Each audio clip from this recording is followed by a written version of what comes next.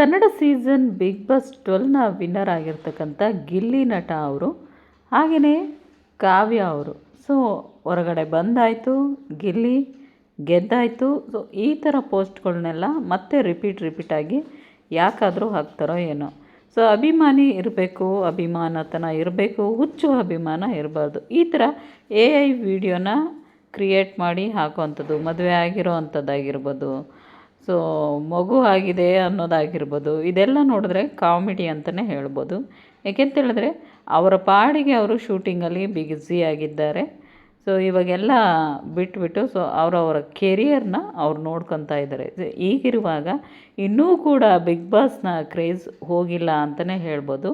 So ನೋಡಿ, ಕಂಕಣ ಭಾಗ್ಯ ಹೇಳೇ ಇಲ್ಲ, ಮದುವೆ ಆಯಿತು ಅಂತಲೂ ಹಾಕಿದ್ದಾರೆ ಅಭಿಮಾನಿಗಳು.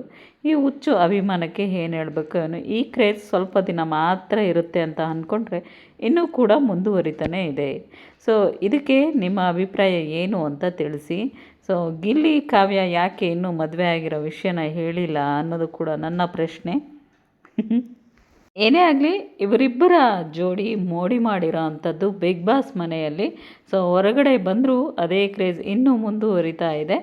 ಸೊ ಈ ಥರ ಎಲ್ಲ AI ವಿಡಿಯೋನ ಕ್ರಿಯೇಟ್ ಮಾಡಿ ಹಾಕಬೇಡಿ. ಸೊ ಅವರವರ ಕೆರಿಯರ್ಗೆ ಇಂಪ್ಯಾಕ್ಟ್ ಆಗುತ್ತೆ ಅಂತ ಹೇಳ್ತಾ, ಸೊ ಇವತ್ತಿನ ಈ ವಿಡಿಯೋ ನಿಮಗೆ ಹೇಗೆ ಅನ್ನಿಸ್ತು ಅಂತೇಳಿ ತಿಳಿಸಿ. ಹಾಗೆಯೇ ವಿಡಿಯೋಗೊಂದು ಲೈಕ್ ಮಾಡಿ, ಶೇರ್ ಮಾಡಿ, ಕಮೆಂಟ್ ಬಾಕ್ಸಲ್ಲಿ ಮೆನ್ಷನ್ ಮಾಡಿ.